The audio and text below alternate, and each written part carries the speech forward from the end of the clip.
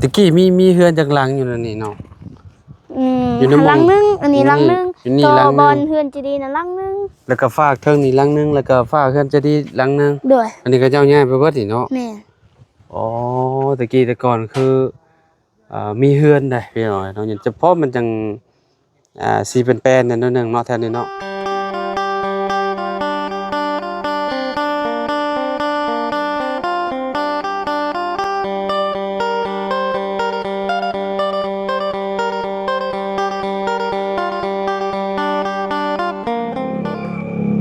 พี่น้อยเนาะเปิดภาพมาอยู่ทางพีเดอร์มื้อนี้เด้อเนาะทางโดยสบายดีโอ้นี่แล้วบัดนี้เนาะมุงไว้เรียบร้อยพี่น้อยเนาะต่อไปก็หนูมาส้นบัดนี้เนาะเลี้ยงเนาะขออนุญาตเนาะของไผซานี่ล่ะใช่นี่แหละของนาบ่าวของนาบ่าวบ่โดยพ่อเป็นได้ของมื้อนี่อยู่งาน อยู่โรงงานเธอเก่าเจ้าก็ไปนอนอยู่พุ่นบ่ยังไปคือเก่าอยู่จักก็ได้ไปตลอดเมื่อ2-3 ปีแล้วไปตลอดจะไปนอนอยู่หั่นตลอดด้วย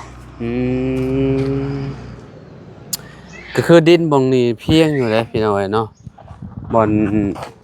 อันนี้เป็นของไผซะของพ่อเฒ่าของพ่อเฒ่าคือกันมันเพียงดีอยู่เลยพี่น้องเนาะอนาคตน้องน้องกองมีว่าอยากเพิ่นอยากปลูกเขื่อนปลูกหยังอยู่แถวนี้เพิ่นว่าพี่น้องเอ้ยเนาะสมมุติว่าเจ้าเฮ็ดได้สละเจ้าสิมาปลูกอยู่ไสบัดใช่อยู่ไสมันกกมะม่วงค่ะฮะมันกกมะม่วงหั่นเอาน้าสาวเจ้าได้ซะบัดบ่คือว่าน้าสาวเจ้าก็อยากปลูกมงต้นมะม่วงว่ะถ้าเราอยากปลูกก็ให้เราแต่มุมนี้จะปลูกได้บ่ซะบ่ฮู้คือกันบ่ได้ติเนาะเฮาต้องปลูกเข็มทาง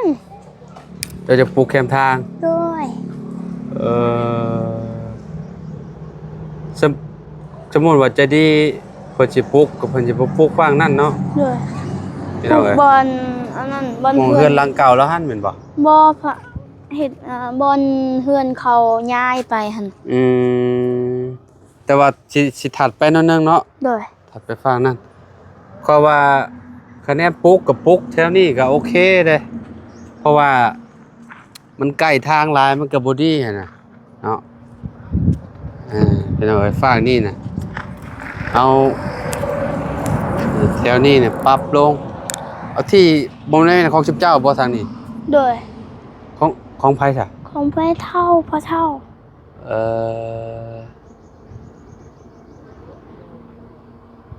มันก็ค่อยอยู่เนาะ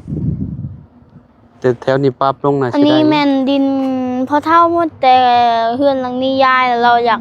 ได้ดินเฮาให้อยู่ซื่อๆแต่เราอยากได้ไผอยากได้คนผักนั่นเราย้ายไปอยู่นั่นแบบว่าเฮือนอันนั้นเฮือนบอนที่อยู่อันนั้นบนแจหันเฮือนหลังใหญ่อยากได้ดินพ่อเฒ่าเจ้าด้วยเอาคืออยากได้เราขอบ่ได้ขอเลยเราเลยเฮ็ดเรื่องแล้วเราเอาเลยดินนี่น่ะ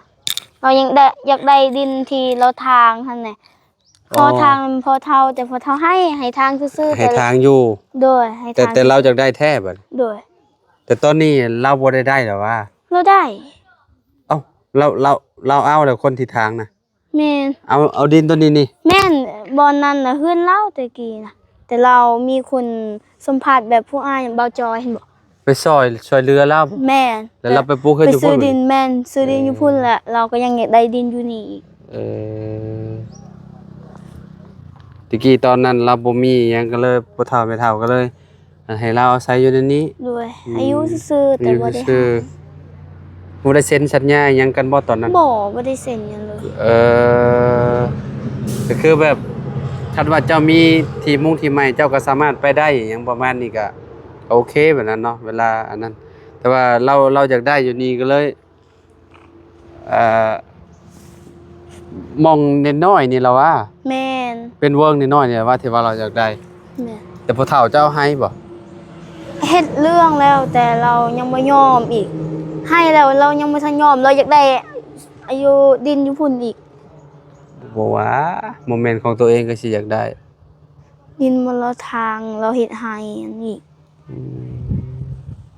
ขนาดให้อยู่ฟรีๆเด้อเนาะ แม่น เพิ่น แต่ก่อนน่ะบ่นี้ก็เฮือนคนเขาย้ายหมดแล้ว ตะกี้พ่อเฒ่าเจ้าให้อยู่ตะกี้ แม่ แค่นี้ น นะ แบบว่าเฮือนพ่อแม่เฒ่าพ่อเฒ่าแบบว่าเฮือนแม่แม่เฒ่า เพิ่นแม่ไม่เฒ่าเจ้า โดย แล้วนี่เพิ่นเสียแล้วเพิ่นก็คือแบบ ยังบ่ทันเสียแต่ เพิ่นไปอยู่ ผิด ซะ กันแบบว่า แม่เฒ่าหั่นน่ะฮักแพงลูกผักนั่นแต่แม่เฒ่าเฮาเขาบ่ได้ฮักแพงเขาให้นี่แม่เฒ่าบอกว่าถ้าบ่ฮักแพงเฮาก็แม่เฒ่าให้ดินตอนหนึงแล้วเราก็เฮ็ดส่วนแม่เฒ่าแพงเราแต่เราบ่ได้แพง อืมตะกี้มีเฮือนจักหลังอยู่นั่นนี่เนาะ อยู่ในหม้อง หลังนึงอันนี้หลังนึง อยู่นี่ ตัว หลังนึง บอลเฮือนจีดีน่ะหลังนึง แล้วก็ฝากเทิงนี่หลังนึงแล้วก็ฝากเฮือนจะดีหลังนึง ด้วย อันนี้ก็เจ้าย้ายไปเบิดนี่เนาะ แม่ อ๋อตะกี้แต่ก่อนคือมีเฮือนได้พี่น้อยเนาะอย่างเฉพาะมันจังสิเป็นแปลนนั่นเนาะหนึงเนาะแทนนี่เนาะแต่ว่ามันก็เพียงแน่นะพี่น้องเอ้ยตะกี้เป็นโอ้แสดงว่าอ่าเกือบหมู่บ้านหนึ่งหมดแล้วพี่น้อยเนาะอยู่นี่เนาะก็เด็กน้อยเด็กหยังกันน่ะสิมีหลายคนอยู่แถวนี้เนาะ ด้วย ตอนเพิ่นยังบ่ได้มางเฮือนไปจักปีแล้วเพิ่นมางเฮือนไป พี่หนึ่งแล้ว เอาตอนปีหนึ่งแสดงว่าวางบ่โดนนี่ล่ะวะ ด้วย บางช่วงชมนาบ่าวบ่ได้เข้ามาเนาะ ด้วย อืมพี่น้องเอ้ยเนาะแล้วบ่อนนี่ก็ปลูกเฮือนได้อีกหลังหนึงบ่ได้ขอคิดว่าเฮ็ดอ่จาก9ต้นนี่ก็ได้แล้วพี่น้องเอ้ยเนาะนี่โรงเรียนนี่อนาคตนี่ขออยู่นำพ่อตู้เพิ่นนี่แหละขอปลูกเฮือนปลูกชานอยู่กับพ่อเนาะก็บ่รู้ว่าอนาคตพ่อน้องเพิ่นสิเอาเมียอยู่ทางใดพี่น้องเนาะตอนนี้นะคือแบบเราก็ยังบ่มีดอกเนาะถ้ามีก็ต้องมีเงินเนาะ โอ้ยเพื่อนก็ยัง มีเงิน10-20ล้านพุ่นแหละพี่น้องเอ้ยเพราะ เขา ว่า เอาเมียซุมือนี่คำบาทหนึงพุ่น ฮะ เขาเอาเมียซุมือนี่คำบาทหนึงบางทีก็สลึงหนึง ต้องมีคำ แม่ มีคำ บางคนหั่นน่ะ เนาะก็เป็นบางคนคือกันคะแนนคำบาทหนึ่งนี่ก็50กว่าล้าน แล้วเงินมี50 ล้าน เงินอีกสมมุติว่าค่าดองก็เจ้า50ล้าน อยู่เขตนี่น่ะคือแบบต้องจ่ายเบิด แม่น เนาะเวลาอันน่ะขอบ างคนก็ค่าดอง10-20ล้านประมาณนั้น ก็สิบ่แพงปานใดติ เอ้ยบางคนก็บ่มีคำ โอ้10-20ล้านนี่ก็เพิ่นสิหาได้10-20ล้านบ่แม่นง่ายๆเด้เนาะประมาณ30,000ปลายบ่ได้20ล้านแม่นประมาณ30,000กว่าๆเลยพี่น้องเอ้ยเนาะน้องเลี้ยงแล้วหาเงินช่วยพ่อแล้วหาเมียใหม่ น้องแม่ยังน้อยอยู่ เออ ยังน้อยได้ยินเราเว้าอยู่บ่ว่าเราได้เว้าได้หยังนํอยู่บ่ว่าอยากมีครอบครัวใหม่ เราบ่ได้เว้า เราบ่ได้เว้าบ่ ต่างคนต่างอยู่ อืมเคยแบบมื้อหนึงร่วมกันจักเทื่อกับพ่อ ลมแต่ถามว่ากินข้าว เท่านั้น แม่น เออ บ่ได้ลม เอาตอนจะไปนอนกับมีน้องใจดีไปนำแม่นบ่ แม่น ไปนอนอยู่พุ่นน่ะได้ แม่น เออเพิ่นก็ไปนอนอยู่พูดตลอดประจำเลยอยู่หมองโรงงานพูดแหละพี่น้อยเนาะทางน้องเลี้ยงเนาะคันว่ามีเฮือนเจ้าก็สินอนอยู่เฮือนเจ้าของแล้วเนาะ แม่ บ่ไปได้พุ่นเนาะ เด้อ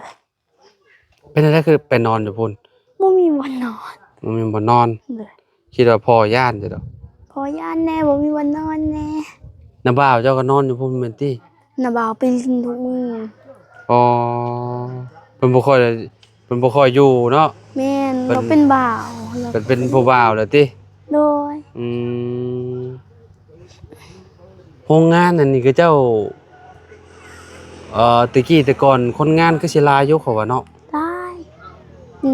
ประมาณช่วงโควิดเขาก็เลยอันนั้นบ่ อ๋อ ได้เฮ็ด นี่มัน เลย ยุบโตไปย้อนช่วงโควิดเหรอบ่ แม่น อ๋อเป็นเอาไว้เนาะตะกี้แต่ก่อนกับคนงานแถวนี้ก็เจ้าก็ไปเฮ็ดอยู่หั่นเนาะ แม่น เจ้ากงมีเคยไปเฮ็ดบ่ เขาอันนั้นผู้ชายเขาเอาแต่ผู้ชาย งานนี่ได้ แม่น อ๋อ เขาแบบว่าเขาสร้างเฮือนหั่นน่ะ อันนี้งานนี่ได้ แม่น เออ เขาเฮ็ดยังบ่ทันแล้วซ้ำ อืมข้อยคิดว่า เป็นโรงงานเกี่ยวผลิตเกี่ยวกับพวกเครื่องไส้นี่นะคิดว่าเป็นพวกกะละหมอกกะละมังพวกอันนี้บ่แม่นเนาะ บ่ฮู้คือกันเขาบ่ได้บอก แต่ว่าเขาจะเอาแต่ผู้ชายเนาะ แม่น เออ เขาเอาผู้ชายแบบว่าเฮ็ดโรงงานหั่นน่ะ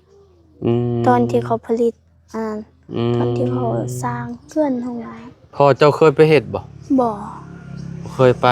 แม่นเราตอนที่เราเจอหมู่เราเป็นคนอันนั้นมงจีนเราเป็นภาษาแป้หมู่เราแบบว่ารู้จักกันแล้วเป็นหมู่กันแล้วก็หมู่เราให้อยู่ เป็นล่ามให้กับเจ้าตะกี้เนาะพ่อเจ้าเนาะ บ่ได้เป็นลามหมู่เราเป็นลาม หมู่ เป็น เรา ลามคนจีน เป็นล่ามคนจีน เด้อ เออ เป็นคนลาวมงหั่นแหละ อันนี้บริษัทนี่บริษัทหยัง บ่ ของ ฮู้ คนหยังคนลาวหรือคน คน จีน จีน คนจีน เออตะกี้แต่ก่อนเป็นบริษัทใหญ่เติบได้พี่น้องเอ้ยเนาะใหญ่เติบเพราะว่าเข้าไปข้างในมันก็แบบโล่งๆนะเนาะ แม่น นั่นตอนนี้ก็เจ้าปะหลายปีเติบเลยเนาะตั้งแต่เจ้าปีโตลงตั้งแต่โควิด แม่น แล้วก็ปีนี้โอ้ผ่านมาหลายปีเติบแล้วเนาะหญ้ายังเริ่มเกิดแล้วอยู่ทางหลังเนาะทางหลังโรงงานนะพี่น้องเอ้ยเนาะห้องน้ำไปฮอดใช้เลยล่ะ อุปกรณ์มา มาแล้ว มาเรียบร้อยเนาะ ด้อ ให้ย่างไปเบิ่งกันมองห้องน้ำก่อนจ้ะพี่น้องเอ้ยเนาะเคยกินบ่หมากมังกร เคยอยู่แม่เฒ่าปลูกหลาย ชี้ย่างของเจ้า อ่ะสีแดงสีแดงสีเหลืองสีขาว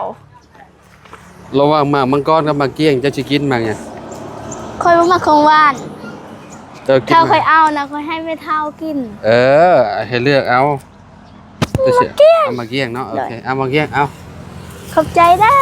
โดยไปเบิ่ง ฝากอยู่รถก่อน เอาแขวนไปก่อนก็ได้แขวนไว้ในรถนั่นละมาแล้วเนาะโอ้อุปกรณ์เห็นของน้ำมาแล้วพี่น้องเอ้ยเนาะลุงเฮิมได้ช่างหรือบ่เนาะ อันนั้นนาบ่าวยังหาสร้างอยู่ หาช่างอยู่ รถไทยอันนั้นรถไทยให้แล้วนะรถพอดให้แล้ว พอฟอร์ดให้เรียบร้อย แม่น เออ จ้าง500,000 ขนาดเท่าไรเด้นี่เนาะพี่น้องไปสิเอาใหญ่ทำไรเด้เนาะอ๋อหินอันนี้ก้อนใหญ่นี่เหรอนี่เนาะแน่นขนาดได้ก้อนนี่นะพี่น้องเอ้ยมันหินแบบนี้นะอ๋อฟอร์ดเรียบร้อยมันนี่เนาะ แม่น ใส่เสาเนาะ ด้วย เสา4 ต้น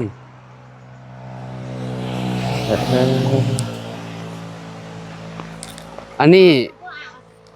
สิขุดใหม่บ่ละ เอาลุมอันนั้นต่อหุดเก่าหั่น ต่อขึ้นมาอีกบ่ แม่นนี่เห็ดบนนี่เด้ แต่ว่าท่อนี่สิเอาต่อขึ้นอีกเนาะ ด้วย นึกว่าคุมมันนี่มันมีท่อแล้วบ่ได้ได บ่มี เนี่ยมันก็ใช่เขียดเต็มอยู่ว่าจักอัน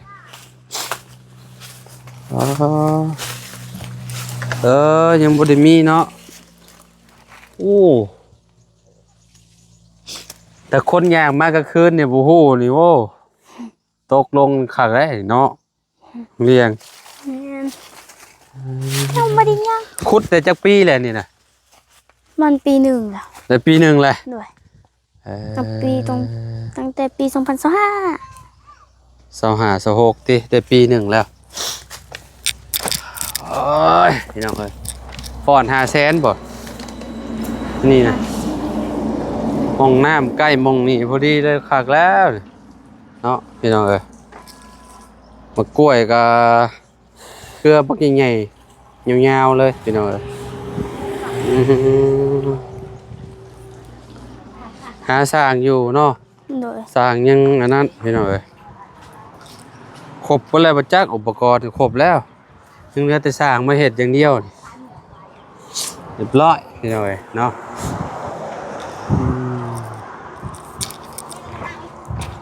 อ่ะ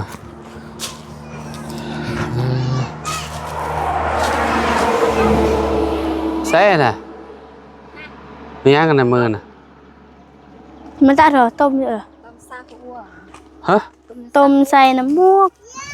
ต้มใส่น้ำมวกเสียบไปให้ยังไปชาผม สระผมเออพี่น้องอุปกรณ์ของนุ่งของน้ำเนาะมาครบแล้วเนาะทางลุงเฮิมพี่น้อยเนาะครอบครัวน้องเลี้ยงใกล้ชีบริเลนขับป่าแล้วป่า แม่เฒ่าเมื่อกี้นี่แล่นกับป่าเมนบ่ตู้เราไปห้องน้ำบอกกินนี่แม่น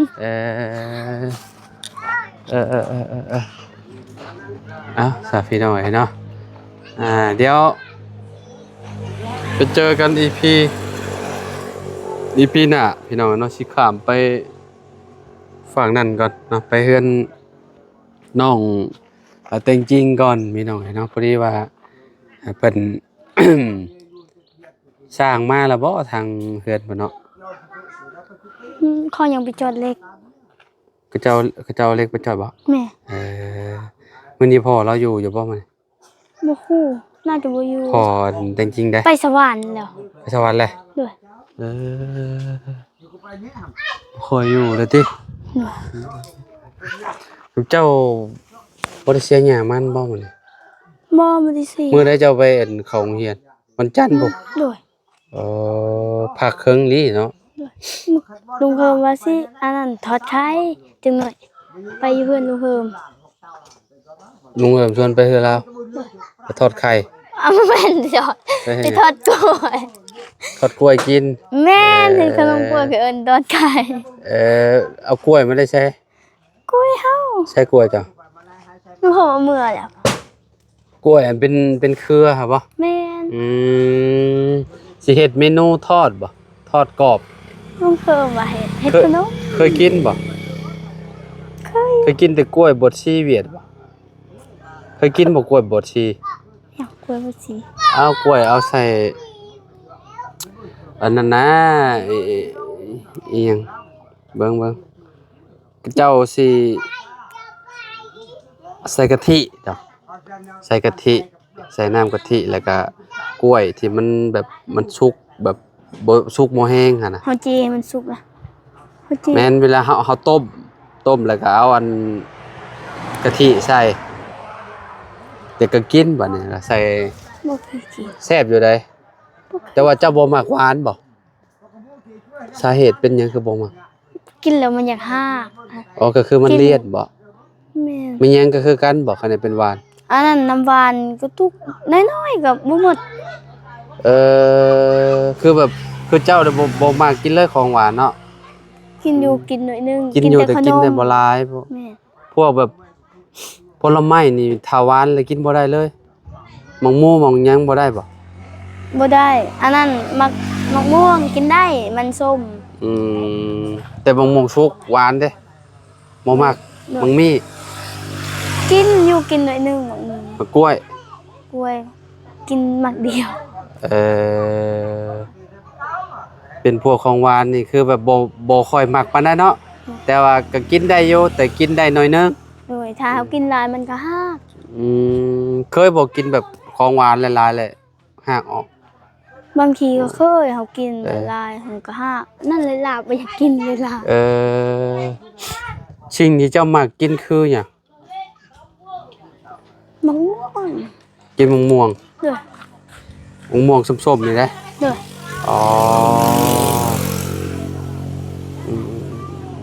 เป็นพวกตำเด้มักตำหยังก็ได้แค่นี้เป็นตำหยังก็ได้เด้อตำบักหุ่งได้ได้อยู่เนาะแต่ว่าให้มากสุดนี่คือหยังพวกอาหารถามน้องเลี้ยงมันก่อนพี่น้องเป็นพวกหยังเอาอย่างเช่นแกงซะเมนูแกงเอาแกงหน่อไม้แกงหน่อไม้ โดย เออมากสุดบ่นี่น่ะ โดย หน่อไม้นี่ได้ ได้ กินคู่มื้อได้บ่ ได้ โอ้พี่น้องเอ้ยเนาะโดยอาหารหลักบ้านเฮาแล้วนี่เนาะเกิดมาก็ได้กินแล้วเนาะ โดย เจ้ากินตั้งแต่อายุจักขวบกินแก ถึ ง ง หน่อ แต่ ไม้ น้อยเนาะ กินแต่น้อยเลย โดย อืมเพราะว่าเขตแถวนี้หน่อไม้เบิดเนาะ ค่ะ เวลายามพ้นแล้วก็ไปหาหน่อไม้มาแกง ยำเขาจูดให้แล้วบางทีเนาะไม่มันเป็นตามอันนั้นยำเขาจูด มัน เอาไป ขึ้น ห้า มามันนอนเนาะ แม่น กิน แซ่ แซ่ บบ พี่น้อยเนาะ มันบ่ขม อืมเคยกินบ่หน่อขม เฮ้ย อยู่ใส่ นอขมแบบใด เอาหน่อไม้ขมเด้พระเจ้าห้องหน่อขมนะอยู่ เฮ้ย แต่ว่าเขตเชฟโปน ห นี่ น่อ บ่มี ไม้อันนั้นคมหน่อไม้อีหยังก็ มีหน่อไม้ไผ่หน่อไม้ไล่หน่อไม้บงอยู่เขตชุม หน่อ เจ้า ไม้ไผ่เฮากินหน่อไม้ลายมันบ่คมปานใด อืมระหว่างแกงหน่อไม้ไล่กับหน่อไม้ไผ่หน่อไม้บงมักตัวใด หน่อไม้ลาย หน่อไม้ไล่เนาะ แม่ มันหอมดีเนาะ อืม แต่คุมื้อนี่ฮะมันยังบ่ค่อยออกปานใด เลยยามอันนั้นยามเดือนเท่าไหร่เป็น อ๋อโดยพี่น้องสิไปจักโมงเหรอน้องครับ บ่ฮู้ เดี๋ยวจังว่ากันเนาะไปเจอกันอยู่พุ่นก็ได้เนาะพี่น้องเนาะเอาล่ำลาพ่อแม่พี่น้องเนี่ยเนาะ สบายดี โดยสบายดีเด้อพี่น้องเด้อเนาะขอบคุณหลายๆที่มาหับชมคลิปเมื่อวานนี่บ่ได้เข้ามาหาทางน้องเลี้ยงน้องใจดีน้องจริงๆพี่น้องเนาะเข้ามามื้อนี้เนาะเมื่อวานนี่ไปปูนน่ะบ่าวไปแจก เห็นอยู่คลิป เห็นบ่ไปแจกชุดถุงยางชีพผู้ใหญ่ใจบุญเพิ่นฝากเงินมาหั่นแหละพี่น้องเนาะไปแจกบ้านกระจ้อยแล้วก็ไปบ้านห้วยยืงแน่พี่น้องเนาะเอาลุง ก่อนด้วยจัน ไปทางใดน่ะ มือเอื้อนนั่นแหละ มือเฮือนก่อน ต บ่ อนได้ว่าสิอันนั้นจืน พี่น้อง จื ลุ น งมาใหม่ลูกอ่ะ ลุงเมื่อชื่อเครื่องนั่นแหละเมื่อชื่อนี่ชื่อหยังครับสบายดีเด้อ โดย พอดีว่าอ้ายเพิ่นนั้นว่าอยากให้น้องๆฮัดทอดกล้วยแผ่นนะกล้วยแผ่นเลยหาซื้อพวกมีดพวกนี้ก่อน โดยไปเดี๋ยวตามเมื่อซะ มัน เนาะ ก็สิเบิดได้ไงน่ะ คือกันนั่นแหละยังบ่ได้เติมหาเติมน้ำมันก่อนเขาก็ได้โดยลุง โอเค ไปพอกันโดยพี่น้องเนาะเดี๋ยวพอกันเนาะคลิปหน้าคลิปในพุ่นเด้อพี่น้องเด้อเนาะขอตัวลำลาแล้วสบายดีเด้อ